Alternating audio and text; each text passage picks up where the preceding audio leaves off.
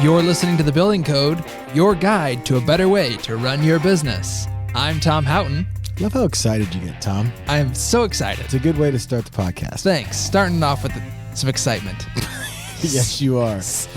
Before we get underway with this episode, we want to share some exciting news with our listeners. We have a fan page on Facebook. It's called The Building Code Crew. You should be able to search for it on Facebook, or there's a link in the show notes if you want to join. We'd love to see you there. Today, we've got our last pro service spotlight, which is about payment processing. And joining us on the podcast is Trevor Pillen, Associate Product Manager. Welcome to the podcast, Trevor. Yeah, thanks, Tom. I'm excited to be here. We're excited to have you. What's a pro service spotlight? We've got multiple pro services. Just for the audience. just in case you forgot. Well, I know. I know you know. I understand. You're trying to take care of our listeners, of course. So pro service spotlights are highlighting a feature of our pro services that we have 5 of them. And so this is our last one that we've done. We've talked about web services with Alex Juarez. We've talked about BRI, Builders Risk Insurance, with our Silverstone friends. Tony Ravenstall. Yeah. Anyway, so we've had 5 of these. 4 of these. This is our last one, our 5th one, highlighting payment processing. It's exciting. So we're going to talk about all things payment processing and how you make your money. Okay. Great. Happy to have you on here, Trevor. Why don't we start there? What is payment processing on the highest level, and how does it apply to Buildertrend and our clients? Yeah, absolutely. So payment processing is a way for you to streamline your current payment process, both inbound and outbound. Really easy. So essentially your customers could pay you with an ACH or credit card, and you can also do the same paying your subcontractors with credit card or ACH. And it's through our partnership with Chase, which makes it pretty cool. And we've been partnered up for, I think, just over 5 years now. So pretty long partnership. That's pretty great. And I feel like right off the bat, when I talk to builders, I typically get the question, you mentioned ACH, you mentioned credit card. Do you have to do both? You don't. So you actually choose if you want to get paid by ACH or credit card. Most of my builders start with ACH, transition to credit card because there are advantages of taking both, but you certainly don't have to. Sure. Let's talk about some of those advantages.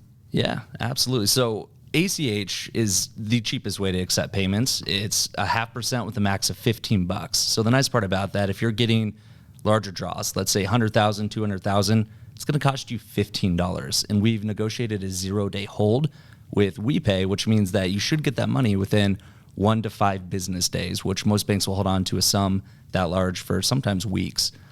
And the advantages of credit cards are for change orders primarily. If you're building a home and you have various change orders or selections you're choosing, oftentimes you don't want to roll those into your mortgage or job payment. So what you're going to do is you're going to pay for those out of pocket. And a credit card is a really great way to do that because it's very easy to build a markup into those change orders to accommodate for that fee. Nice. That was very concise. That was. Are these rates going to change? Like, do we need to do a preface that maybe we should check with somebody? Like, you mentioned like 0.5%, right, for ACH? Yeah, so the rates are always subject to change. Okay. We recently switched to this structure, so I see it being this way for this foreseeable future. Okay. But yeah, currently 0.5% with a max of $15 for ACH, and then 2.95% plus 30 cents for credit cards. That's a really good deal, especially if you think about, what's your time worth in terms of like chasing down this money? Well, I guess that's where my head's at. So why did we create this pro service? Like, what did we hear from our clients that was the main pain point that they were feeling about? I guess paper checks? Is that what they would be moving from? Yeah, I'm Both actually receiving and giving to their subs and vendors, right? Yeah, absolutely. From a receivable standpoint, I'm actually a really good example of why this feature is so beneficial. If you send me a paper invoice for a draw payment or a change order, I usually pay on time and I will cut a check that same day, but there's a good chance that check's going to be in my counter for 2 to 3 weeks before I find a stamp. And then I'm going to mail it to you, and then you're going to get it a week after and get it in the bank. So when you offer someone electronic invoicing, they're more likely to pay within 2 to 5 days as opposed to your normal AR time of 2 to 3 weeks. So it really is the convenience of it. It speeds up how fast you get your money. Okay, that makes sense. Yeah, that's really good. Is that actually true for you too, Tom? That is. I have a invoice from our roofers. We just had our roof replaced. I have an invoice, paper invoice that they mailed us, sitting on my counter at home. Have the check, just like you said. I mean, if they would have sent me a link in an email, I would have taken care of it in 10 minutes or less. Who right? has checks anymore too? I know. like go all over my house asking my wife, like, where are the checks? Right. When the one person wants a check. Sure. So get with the times. Get with the times. It's the moral Pay story. electronically. So that's really what it is? Yeah. That makes sense.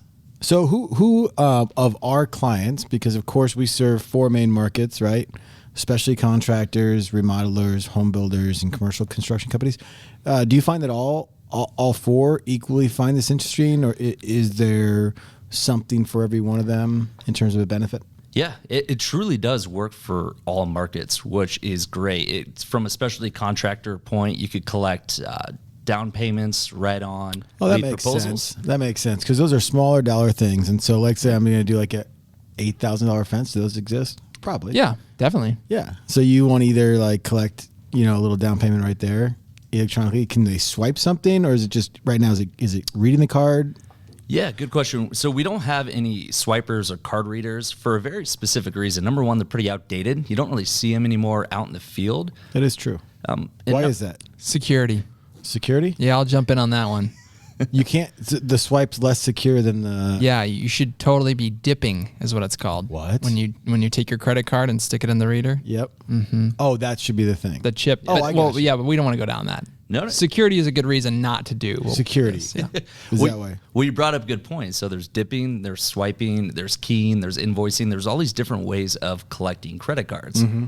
Usually when you're looking at payment platforms, there's a different rate associated to how you collect that credit card. Didn't know that. So the nice part about Buildertrend is they negotiated a blended rate. So we don't care if you key it in on the app, your customer pays themselves, you key it in over the full site. Mm-hmm. Your rate is static. So you know exactly what that rate is going to be. So it's way easier to build into your cost as opposed to have to worry about, I got to go meet the customer in person to get a lower rate. That just takes away the convenience. Absolutely. That That's makes a good sense. idea. So when you were consulting our clients on their payment processing and what they would do, would you consult them to build their known rate into the actual cost? Because I got to believe it, as a client of ours or a contractor, you're worried about 2 things, right? Well, how much is this going to cost me? And is this going to be easier for the client and me? I think the second one's the obvious answer. So can they afford it by just building it in, right? Yeah. Well, there's a couple different ways of looking about it. So with ACH, we talked about that beginning. That's minimal, right? We're talking that 0.5% max of 15. Yep. We're not worried about that. That one makes sense. Yeah. With credit cards, that 3% can add up. It is a very small number. But like I said, because it's static, specifically, let's say change orders. If your markup on change orders is 30% across the board, now it's 33%, and you're making your customers happy because they're getting their points and you're getting paid quicker. Yeah. That makes sense. Yeah, usually, on larger new home remodel, things like that, we're seeing credit cards primarily on change orders. But for your specialty contractors, like a fence, $8,000, we have a lot of people who put those on credit cards. Absolutely. Yeah. It's a smart play. Yep. So that all makes sense, right? Like, get paid faster by your clients electronically. Now, the other one's interesting that a lot of people don't think about. And I think there's even more or a bigger benefit with this one. So why don't you explain why, as a contractor, would I then pay, my vendors and subcontractors electronically? Yeah. So if you're already using the Bills and POs tab in Buildertrend, this is a great way to get rid of writing paper checks. In order to pay your subs through Buildertrend, it's one extra click than what you're currently doing if you're using those tabs. So when you actually go to pay a PO, as we know, it marks it as paid in Buildertrend, but this takes it a step further. It sends the money electronically to your subcontractors. And the best part about it, it's free for the builder. It doesn't cost a dime to pay their subs through Buildertrend, which is great, right? You're eliminating the checks. And your subcontractors are the ones who are taking on the fee, but it's minimal. I call it gas money to go pick up a check. It's $1.99 per 10,000. So if you can convince your subs to take the 5 minutes to set this up, you could start paying them immediately. It's truly a great feature. And we recently introduced mass pay as well. So if you have multiple POs across several jobs, instead of paying each one individually, check them all, pay them all en masse. So I've talked to a lot of contractors. Is the pain point like that Friday payday and like the chaos of their subs and vendors and trades coming to their office and picking it up, or even their administrative person trying to mail everything out, and then when you're inevitably there, people are arguing about the dollar amount? Is that sort of what you've heard, or? Yeah, that's actually really popular. So Friday paydays, I've had numerous conversations about this where a subcontractor will come in to get their check. And as much as you love them, they stay and talk for hours, and that could take out part of your day. So if you do pay on Fridays, I oftentimes have a conversation with you and try to figure out, why are you paying on Fridays? What's the point of it? Are you paying upon completion? Is that just your pay period? How does that work? And then we kind of work with you. So one of the biggest things is net 15, net 30, right? Paying the 15, paying the 30th. Yep. A lot of our contractors who have started using online payments have actually switched to pay upon completion. So, because subcontractors, if they get their work done on Monday, they have to wait all week for a check on Friday. But now if they get it done Monday and click request payment to Buildertrend, you can click that one extra click and pay them electronically on Monday. So there's an advantage for you as well. Your subs get paid a little bit quicker, and once again, this doesn't cost you any money. Yeah, and they're happier. I mean, both of these offerings, both your clients paying you and you paying your subs, everyone's just happier in this process. Yeah. Yeah. Seems like a no-brainer then, Tom. Right. Let's just make the world a happy place. Just pay and get paid right there. That makes sense. Yeah. Before we talk about you, Trevor, because the listeners are interested, let's talk about what's the best way for a listener who's a client of Buildertrend to learn more about both sort of sides of this offering.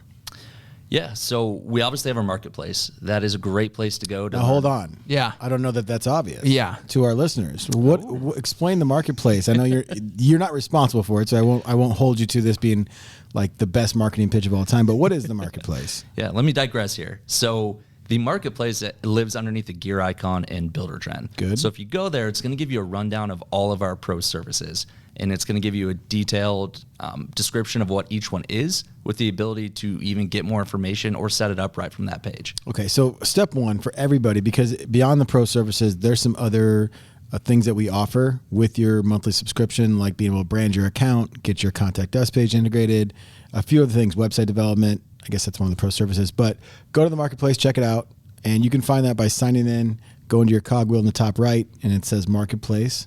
At that point, you should be able to navigate yourself. Yep. Click. Yeah. But don't do this while driving. Pull over. That's always the asterisk with our instructions. Yeah. Okay, so go to the marketplace, check it out, and then while you're there, the last thing you should do is it titled payment processing? Yeah, so it says Buildertrend payment processing. It's like super literal name we went with there, huh? Yeah. Well, The aptly named payment processing. if you want to do the full thing, it's Buildertrend payment processing powered by Chase. Okay. Again, super literal. Yeah. Can't miss it. Go ahead and tap the marketing team maybe for a revamp there.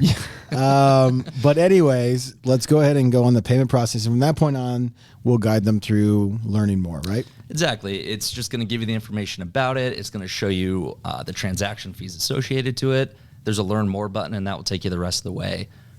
And once again, the cool thing about this feature is there's no additional monthly cost. There's no setup fees. There's no contracts. So any one of you could set this up. You're not worried about having to use it. In fact, a lot of my contractors set this up as a supplemental way to start accepting payments. They know this isn't going to replace their entire process right away. They're going to use this maybe for one or two payments get started, and then organically it's just going to kind of filter through and be their go-to. That's a good point. So you can try it out, right? And just see if it's convenient. And it very may well be convenient for some clients over others, right? It's just good to have an option. Yeah, exactly. Yeah, that makes sense. Anything else for payment processing? You have no reason not to do it. I mean, that's kind of the case for making, or at least check it out. Yeah, you definitely. That's the point. You should at least dip your toe into it and try it out, because it's 2020. You should definitely be getting paid faster, and yeah,